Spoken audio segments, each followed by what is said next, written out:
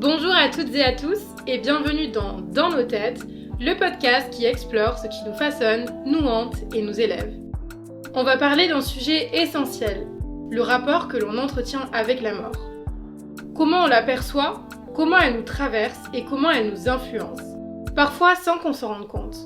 Notre façon de vivre, d'aimer et de décider. Et surtout, comment on vit avec cette idée que tout a une fin. Pour explorer ce thème, j'ai la chance d'être accompagnée de deux invités, Basma et Gabriel. À travers leurs voix, leurs expériences et leurs peurs, mais aussi leurs éclairages, on va dérouler plusieurs étapes pour comprendre ce que cela signifie vraiment, penser la mort pour mieux habiter la vie. Alors installez-vous bien, ouvrez bien vos oreilles, on plonge dans le sujet. Bonjour à tous les deux. Donc je suis vraiment très contente de vous avoir aujourd'hui sur mon podcast. Donc aujourd'hui je serai accompagnée de Basma, vous la connaissez déjà mais elle va se représenter. Bonjour tout le monde, moi c'est Basma, une amie de Noémie et j'ai très hâte de parler avec vous sur un sujet très important qui me tient à cœur. Et Gabriel. Bonjour, moi c'est Gabriel, je suis ravi de pouvoir partager mon opinion par rapport à ces sujets-là. Ok, super. Donc on va commencer. Donc je vais vous poser une première question. Si vous deviez représenter la mort par une image ou une scène, ce serait quoi ? Alors moi personnellement, si je devais représenter la mort par une image ou une scène, ce serait un coucher de soleil au bord de la mer. Ok. Et toi Gabriel ? Moi tout simplement ce serait le ciel. Le ciel ? D'accord. Et pourquoi est-ce que vous la représenterez de cette manière-là ? Toi par exemple Basma ? Eh bien pour moi, le moment où le soleil disparaît lentement, il y a une forme de beauté dans cette image. Ce n'est pas une forme brutale, mais pour moi c'est plutôt un passage naturel vers l'inconnu. Ok, oui, je suis totalement d'accord. Et toi, Gabriel, donc tu parlais du ciel, je pense que ça rejoint un peu cette idée-là. Oui, tout simplement parce que quand le soleil se couche, la lune se lève et ainsi de suite. C'est un peu un circuit, une spirale en fait, qui reprend à chaque jour son rythme, et la mort c'est pareil en fait. Ok, très bien. Et donc maintenant, je vais vous poser une question assez personnelle. Est-ce que vous avez un souvenir du moment où vous avez pris conscience de la mort ? Pas seulement en idée, mais vraiment dans le corps, dans votre quotidien. Moi, je sais que ça a commencé... la première perception que j'ai eue de la mort, c'est quand j'avais 7 ans. J'avais un énorme vertige par rapport à la vie, parce que je me rendais compte que ma vie, en fait, n'en était pas une qui allait durer jusqu'à l'éternité. Et c'est le seul rapport que j'ai vraiment eu à la mort de toute ma vie. Mais est-ce que vous avez eu d'autres moments qui vous ont permis de vous confronter à elle d'une certaine manière ? Lorsque j'ai perdu ma grand-mère, c'était la perte d'un proche qui m'a vraiment bouleversée. J'ai ressenti un vide physique. Ouais. Je n'étais pas vraiment triste, mais perdue, car c'était une chose que tu connaissais m'était pas. inconnue. Ouais. Oui, bien sûr. Ouais. Mais c'est choquant quand même de se rendre compte de notre propre finitude. Moi, je sais que je faisais que pleurer tout le temps. Parce que pour moi, ça n'avait aucun sens. Je pouvais plus jamais jouer au Pet Shop. Enfin, C'est quoi ça ? Tu connais pas les Pet Shop ? Non. Gabriel, tu Les connais Pet Shop c'est des petites figurines trop drôles là, en forme d'animal, t'as des chats, t'as tout. Mais oui, tu connais pas les Pet Shop, il y en avait pas en Italie. Ah oui. Peut-être qu'on appelle ça... On n'appelle pas ça de la même façon qu'en Italie. Ouais. Pet Shop. Non. Et du coup, toi, Gabriel ?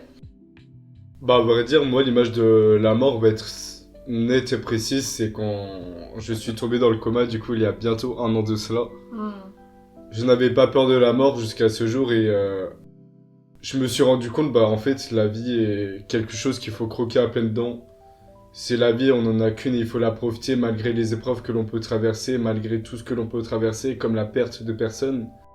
Tout de même rester positif et avancer tout simplement. C'est un beau message, honnêtement. C'est vrai que ça doit être assez... ça doit être glauque un peu d'avoir effleuré la mort de cette manière-là, surtout... Mais écoute, dans quelques jours, ça fera 1 an.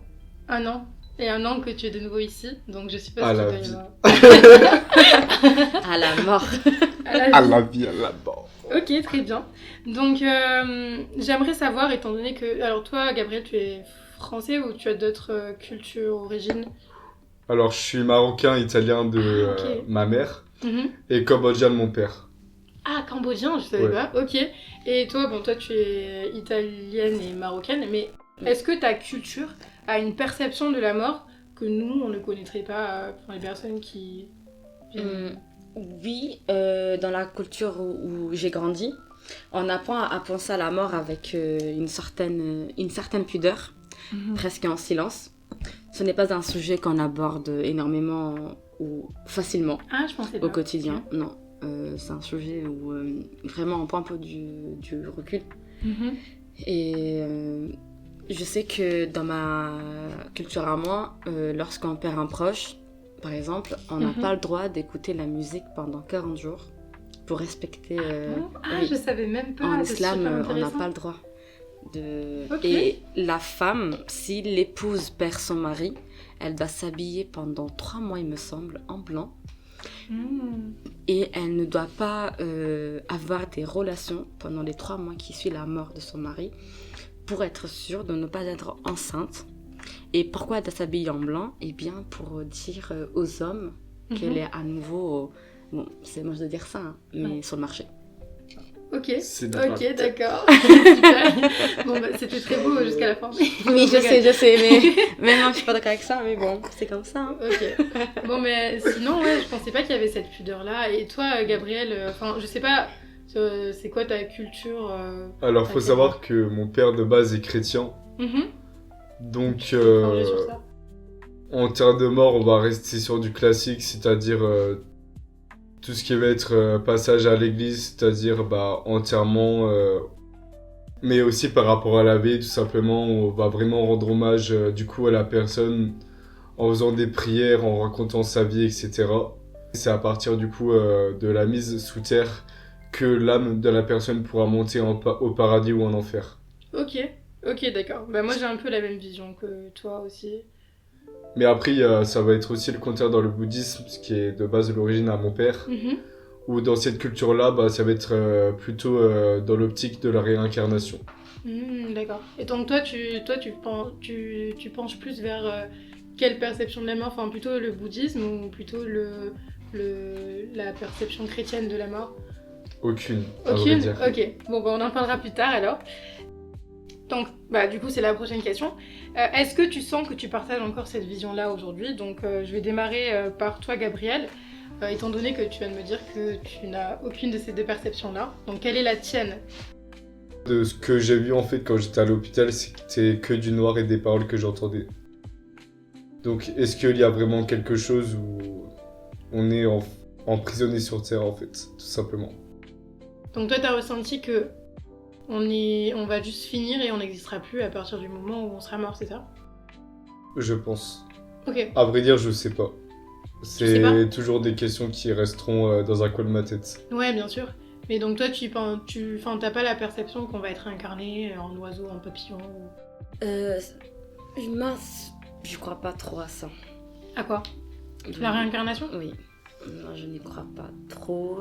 Dans ma culture à moi, on nous a toujours dit qu'une fois mort, si on meurt à l'âge enfantin, on devient des anges. Ok. Et si on meurt après la trentaine, par exemple, si on meurt à 50 ans, on se retrouvera au paradis à l'âge de 33 ans, comme le prophète. Ok, donc... Ouais, Oui, c'est ça. Donc toi, tu penses que après la mort, il y a un paradis ? Oui. Toi, Gabriel, donc toi, t'as pas une conclusion concrète, tu divagues entre plusieurs idées ? Tout à Je fait. sais pas, ok.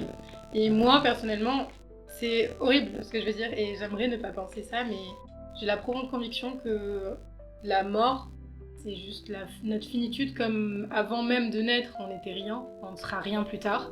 Et je pense que on a peur aussi de savoir qu'on va mourir et de ne pas savoir où on va finir. Enfin, c'est ma perception à moi, et je pense qu'on s'est créé des réalités alternatives pour continuer à vivre d'une certaine manière. Mais moi personnellement, je pense que quand on meurt, on devient juste de l'engrais ou on se fait manger par les insectes, donc on sert. Mais je pense pas qu'on ait une âme. Peut-être qu'il y a des énergies, etc. Ça, j'y crois. Je crois aux énergies. Mais une âme en tant que telle, je pense que c'est plus une conscience qui est liée au cerveau. Après, c'est peut-être plus un point de vue plus terre à terre, entre parenthèses. Je sais pas si on peut parler de terre à terre, parce que plus pragmatique, on va dire. Enfin, plus scientifique, je dirais. Mais donc, voilà. Voilà. Et... On verra bien. Hein. Oui, ouais, j'ai pas hâte de voir. Hein. Pour l'instant, je préfère voir ce qui se passe sur Terre. Est-ce que... Alors là, Je trouve que c'est très important d'en parler, même avec Gabriel qui a la gentillesse de nous parler de son expérience. Je trouve que c'est super courageux, surtout que là ça va faire 1 an, donc ça reste quand même un moment fort où tu vas pouvoir parler de ton expérience auprès de tout le monde. Ça peut aider des jeunes qui peuvent être, même nous, qui pourront être un jour dans ton cas. Donc est-ce que, je commence par toi, tu redoutes la mort ou tu l'accueilles comme une évidence ? Je dis pas de mourir demain, hein, mais dans le sens où si, étant donné que tu as conscience de ta propre finitude, est-ce que tu penses l'accueillir ou tu penses que tu vas avoir peur d'elle ? Ah non, franchement, je l'accueille. Tu l'accueilles ? Là, j'ai pas peur de la mort, au contraire. Ça arrivera et moi je vis au jour le jour. Ok. Car en soi, même si la vie peut être compliquée, la vie est une fête et que j'ai décidé de fêter tous les jours. Ah, c'est trop beau, j'adore. Ok. Et toi, Basma ? Bah, moi, je n'ai pas peur de la mort. Moi, ce qui me fait peur un peu, c'est comment je vais mourir. Ah oui, c'est la cause, ouais, je comprends. Je ne veux pas mourir avec des douleurs, souffrir, non. Manger par un lion. C'est ça, ou par un ou requin. par un ours, ou par un homme, se faire torturer. Ah, c'est horreur. Non, Et par un ours. moi je veux mourir Meurt au jeune, lit, je mourir dors et d'un coup mon âme, Mais j'avais lu, d'ailleurs c'est dans Métaphysique de l'amour, Métaphysique de la mort de Schopenhauer. Il a expliqué qu'apparemment quand tu meurs, même si tu meurs dans un accident de voiture, t'as pas le temps de sentir la douleur. Je sais pas si ça vous est arrivé de vous passer le bras ou de vous faire un truc très gros et de rien sentir jusqu'à que vous regardiez et que vous preniez conscience de ce qui s'est passé. Oui. Mais apparemment, c'est ce qu'il dit, après il était pas mort quand il a écrit son livre. Hein. Enfin, je crois. Mais ouais, j'espère aussi. Mais apparemment, la mort, c'est pas douloureux. Enfin, dans le cas où tu mourrais écrasé ou autre. Par contre, je pense qu'un arrêt cardiaque, tu dois avoir peur, quoi. Et si, imaginons, tu fais un accident. Tu n'es pas morte, mais tu deviens un légume. Tu deviens un légume après un accident. T'es pas morte, certes. Je pense que c'est pire que la mort, mais... honnêtement. Je pense que c'est pire que la mort, Vraiment, t'es coincé dans ton corps. Moi, j'ai peur de la façon dont on va quitter ce monde. Oui, bien sûr. Parce que même si, imaginons, t'as un accident en voiture, en moto, tu meurs en 2-3 secondes. Ok, d'accord, la douleur, je suis d'accord, on la ressent pas. Mais si t'as un accident, t'es blessé, tu dois faire de la rééducation, tu souffres, t'es paralysé, Ouais. ou alors t'as des coups de couteau qui vont te faire bien souffrir et tu meurs qu'au bout de 5 heures. Ouais. Ah, t'as souffert ? C'est de la torture. Oui. T'as souffert ? Mais moi, en vrai, ce qui me fait le plus peur, c'est pour les gens que je laisse derrière. Je pense que c'est la peine de me dire que je les reverrai. Enfin, vu que moi, j'ai la profonde conviction qu'après la mort, il n'y aura rien, je me dis que je pourrais pas revoir ma mère, mon chat, mon frère, mes amis, mes copines. Enfin, ce serait super dur pour moi. Mais après, justement, si tu penses qu'il n'y a rien après la mort, cette peur, finalement, elle serait plus là si tu serais décédé, au final. Oui, bien sûr, mais je pense que je les aime tellement que je me dirais que c'est la dernière fois que je les vois et... Enfin oui, bien sûr, je le ressentirai pas étant donné que je serai plus là. Mais je pense que la minute avant ma mort, je penserai à eux avant tout, quoi. C'est quand même glauque comme sujet. Hein. Ouais, c'est vrai que dit comme ça. Maintenant, on passe sur d'autres questions. Je vais commencer par Basma, parce que je commence souvent par Gabriel. Est-ce que d'après toi, Basma, la mort a un sens ou est-ce que pour toi c'est totalement absurde ? Je dirais un peu des deux. La mort pour moi, elle a un sens dans le sens que dans chaque belle chose, il y a une fin. Donc, ouais, bien sûr. Tout comme la vie. Ah. On la vit pleinement, on fait des rencontres amoureuses comme amicales, on kiffe notre vie, mais il faut bien qu'il y ait une fin. C'est ça. On pleure aussi. Beaucoup. Mais il faut bien qu'il y ait une fin. Absurde dans le sens que pourquoi naître alors si c'est pour mourir juste après. Je sais pas, je suis un peu... Tu t'es partagé entre les deux. Ouais, c'est ça. Et toi, Gabriel ? Honnêtement, bien sûr que oui. La mort a un sens comme la vie a un sens, tout simplement. La mort a un sens, c'est pour mettre fin à quelque chose. On écoute une musique, ça commence doucement, on s'ambiance dessus, ça peut être triste, etc. Mais après, ça se finit. Je vois la mort, en fait, comme une musique, en fait. C'est ce qui m'entoure, en fait, dans la vie de tous les jours. Et c'est ce qui m'accompagne et... Finalement, ouais, la mort, c'est quelque chose d'attendu et de normal pour moi. Parce que vivre éternellement serait pas super, en fait, à vrai dire. Ce serait une torture. Ah non, moi, ça me dérange pas. Hein. Je suis comme Twilight. Twilight. La saga Mais moi, honnêtement, la mort, je la vois comme quelque chose de positif. Tout simplement parce que, justement, comme j'ai dit tout à l'heure, faut vivre au jour le jour. Mais faut pas oublier quand même d'être sérieux, de se donner des objectifs, de se construire et de profiter des opportunités que la vie peut nous offrir. Et à tout moment, il y aura une femme et au moins on aura profité, on aura fait ce qu'on aura voulu, on aura aimé, on aura profité, on aura fait la fête, on aura fait ceci et cela. Mais je suis d'accord. Et ok, bah je suis d'accord avec vous, mais en même temps, moi je penche plus vers l'absurde. Enfin, en fait, je pense que rien que notre existence n'a pas de sens. Après là, je me rapproche plus du nihilisme ou de l'existentialisme, parce que je pense que le sens de la vie, c'est celui qu'on lui donne. Je la trouve absurde, tout aussi absurde d'ailleurs que notre naissance. Après, logiquement, oui, à chaque début, il y a toujours une fin, et ça, c'est un cycle de la vie qu'on ne peut pas échapper. Mais moi, je pencherais plus sur l'absurde, en vrai. Je sais pas qu'est-ce que je fais là, en fait. Qu'est-ce qu'on fait là? Pourquoi Très on est bonne là, question. à côté d'un micro, en train de manger des chips? Ok, donc maintenant, est-ce que vous pensez que la vie est guidée par une volonté de survie, c'est-à-dire un instinct de survie, donc ce qui vous donne envie de vivre, c'est juste cet instinct-là, ou est-ce que vous pensez qu'il y a quelque chose d'autre qui est derrière ça? Pour moi, ce sont plus les projets qui me donnent envie de survivre. C'est-à-dire quand on est gamin, on a envie de finir l'école vite. Quand on finit l'école, on a envie de passer le permis. Quand tu as le permis, tu veux voyager. Mais pour voyager, il faut de l'argent. Du coup, on va travailler. Pour moi, c'est ça. Oui, la c'est le survie. désir d'avoir toujours quelque chose d'autre. À faire, oui. Mais moi, je parle du moment où tu n'as rien. Par exemple, quand tu vas pas bien mentalement, quand t'es au plus bas. C'est quoi qui te donne envie de continuer à vivre? C'est quoi qui te fait te dire que tu veux rester en vie malgré toi, que tu vas pas aller faire des dingueries? Bah, déjà, quand je pense à ma mère, l'accouchement, ça doit pas être facile. Et juste pour ça, je me dois la rendre fière. De lui dire que maman, tu m'as pas mis au monde pour rien. D'accord. T'as pas souffert pour rien. Donc Genre. c'est pas juste lié à l'instinct de survie, mais c'est plus émotionnel dans le sens où tu penses à ta C'est comme famille. si je le dois en fait. Ok, oui, je comprends, ouais. Tu Je sais pas sens... comment l'expliquer, mais c'est comme si c'est mon devoir en fait. Tu m'as fait naître, et bah je dois te rendre fière. Ah, ok. Ah, c'est trop mignon. Ok. Et toi, Gabriel? Ouais, moi tout simplement je vais voir ça d'une autre manière.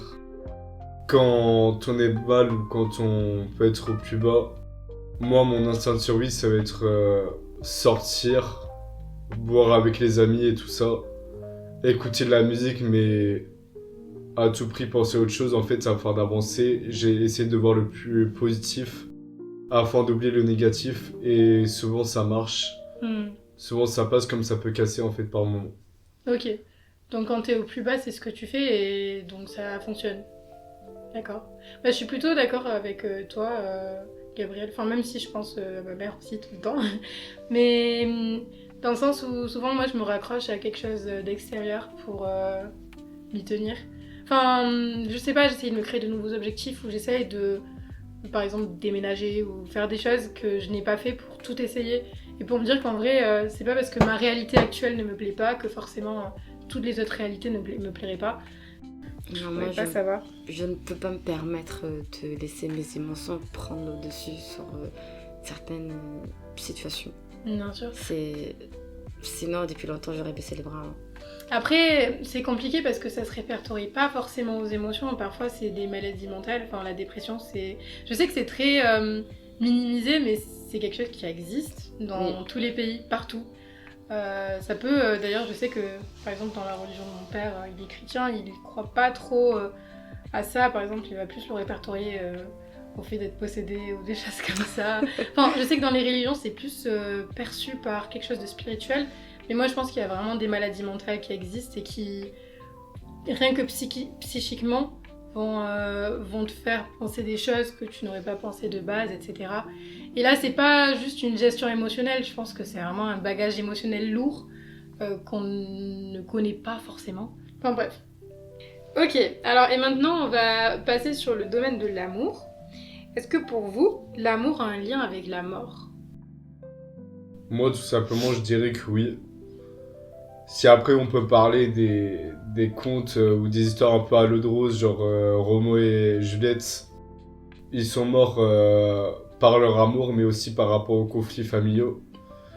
Mais tout simplement dans la vie de tous les jours et dans la vie réelle, l'amour dans la mort est importante, car en fait, tout simplement, on va plus être de l'accompagnement.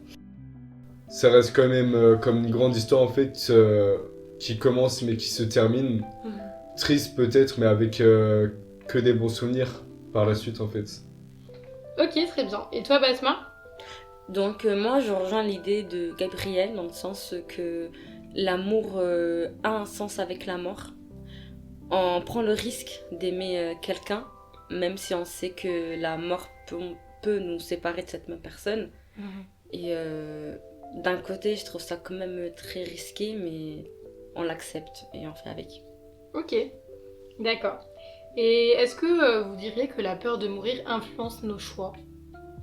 Alors moi personnellement, je suis totalement d'accord avec ça. Je pense que Totalement. la majorité de nos actions sont liées aussi à cette peur-là de mourir. Mais vous, je sais pas ce que vous en pensez. De mon côté, oui, sans aucun doute.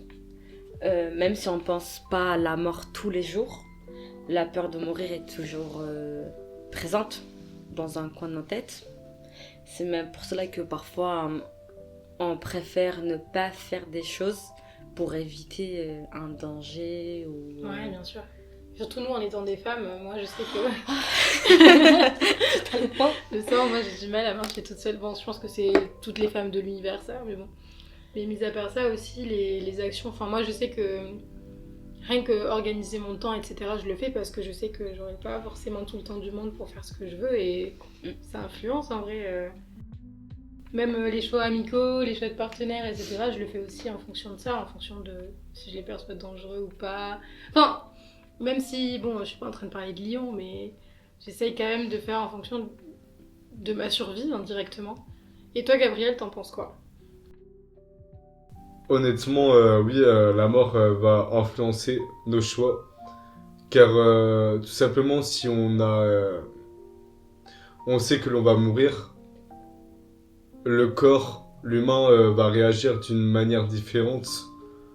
L'humain A va vouloir réfléchir à profiter tout simplement du temps qui reste, faire la fête, festoyer, enfin sortir, voyager, etc. Tandis que l'humain B va psychoter, va se morfondre sur cette image de mort et s'enfermer un peu dans une spirale infernale, que ce soit envers lui-même, mais envers les personnes qui l'entourent, que ce soit familiale, amicale, et ne va pas voir qu'en fait, elle va plus se faire du mal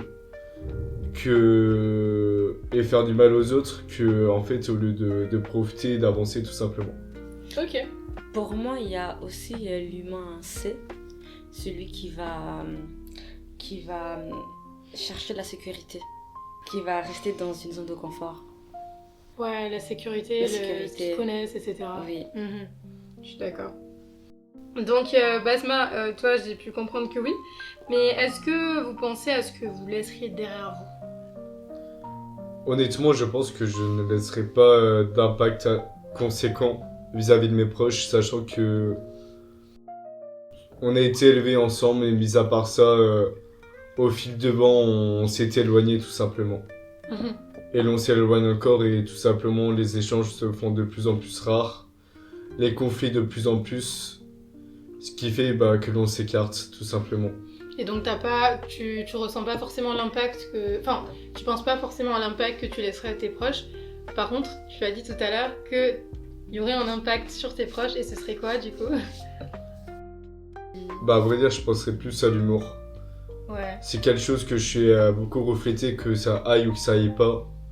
C'est une image que je cherche à tout prix à montrer en fait, afin de montrer le positif, comme je l'ai déjà dit du coup au début. Ok. Et toi, Basma? Moi, ça serait ma famille. Ouais. Le fait de me dire que je vais partir laissant derrière moi les personnes qui m'aiment, celles qui me détestent, celles qui ont besoin de moi. Bon, celle qui te déteste, je pense qu'elle serait contente, mais... Tout simplement, j'ai pas envie.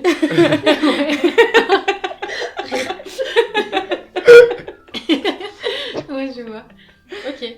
Non mais oui, je suis d'accord avec toi, Basma. Moi, je m'inquiéterais plus pour ma famille, mes proches, que pour moi-même. Enfin, je serais triste parce que je veux vivre et j'ai envie de vivre, j'ai plein de choses à découvrir. Mais je pense que je serais surtout inquiète pour ma famille et mon chat. Et mes copines. Et encore, on ne sait pas si dans 5 ou 6 ans on aura des enfants. Donc laisser des Ah, enfants mais moi, bas si j'ai sur un terre. bébé, honnêtement, je. Oh là là.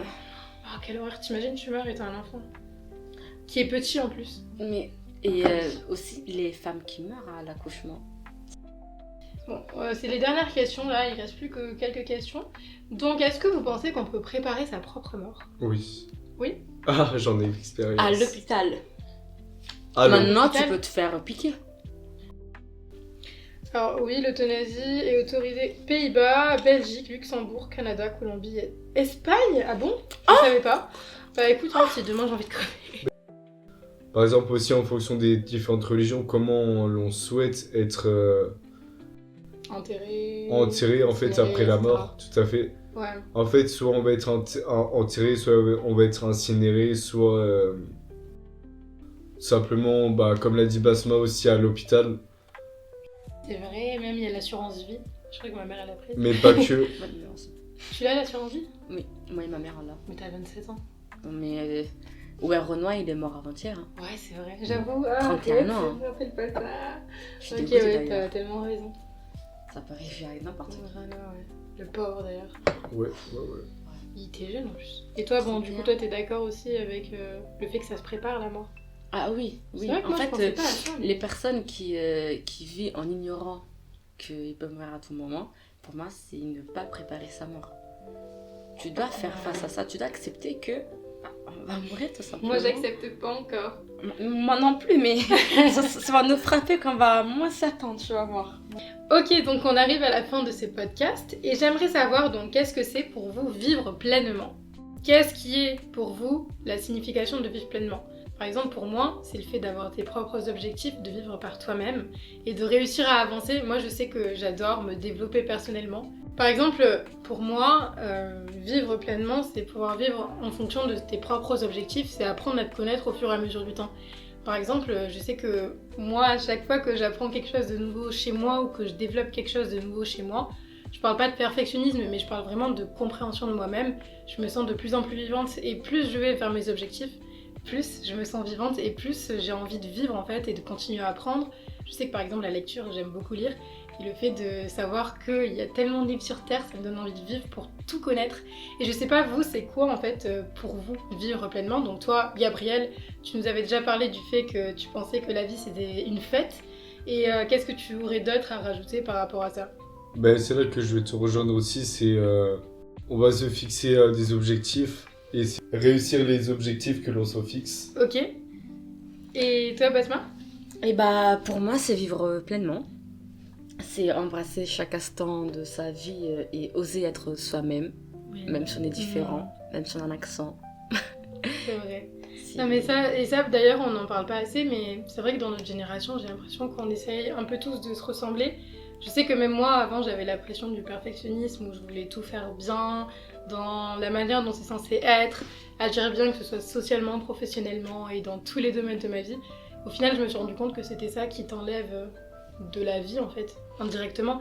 Je suis pas en train de diaboliser les modèles qu'on nous donne, mais c'est vrai que pouvoir avoir ta propre créativité, ton propre mode de fonctionnement, ton propre style vestimentaire, tes propres manières de penser, je trouve que c'est ça qui nourrit. Avant même... Ça te rend original, unique. C'est... Bien sûr. Et Tu après... n'as pas de masque. Enfin, t'es original. C'est toi. ça. Enfin oui, C'est moi. après, je pense qu'on a tous un masque social, qu'on le veuille pas. Et d'ailleurs, j'en parlerai dans mon prochain podcast. Je parlerai des mécanismes de défense, mais aussi des masques sociaux.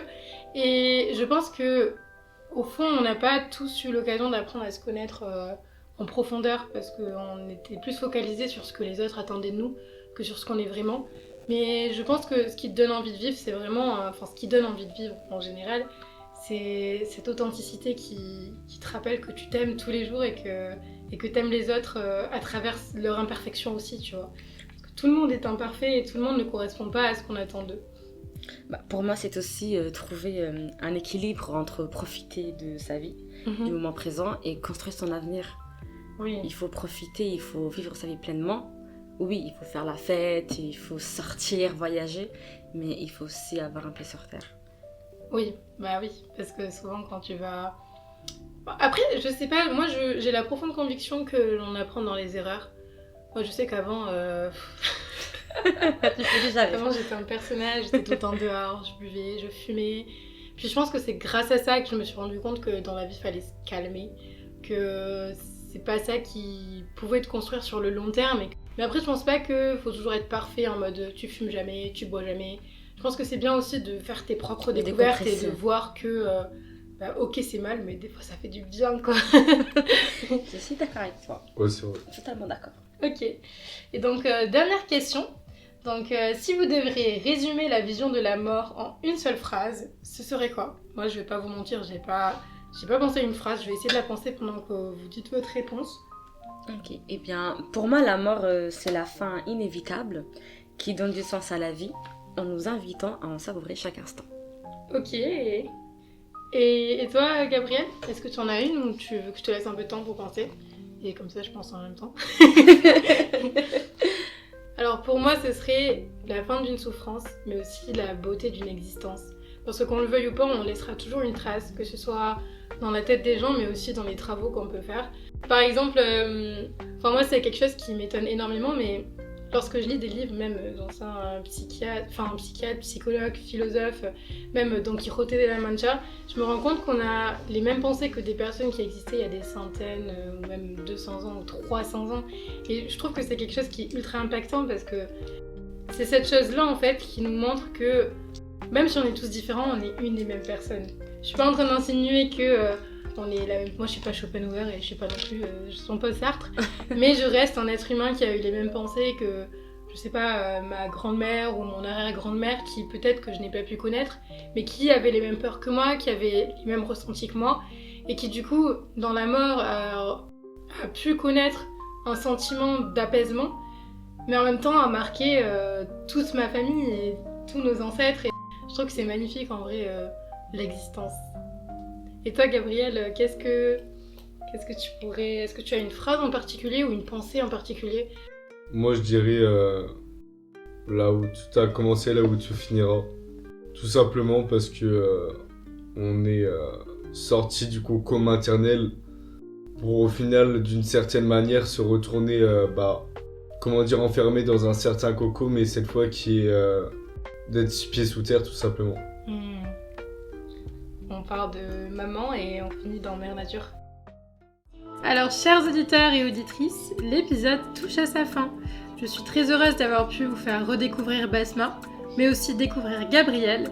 Et je vous retrouve lundi prochain pour un tout nouvel épisode qui parlera des différents mécanismes de défense et qui expliquera comment et pourquoi ils se construisent et ils existent. Voilà, c'est tout pour aujourd'hui. J'espère que cet épisode vous aura plu. Je vous souhaite une très belle journée et n'oubliez pas, vous êtes suffisants et suffisantes exactement tels que vous êtes.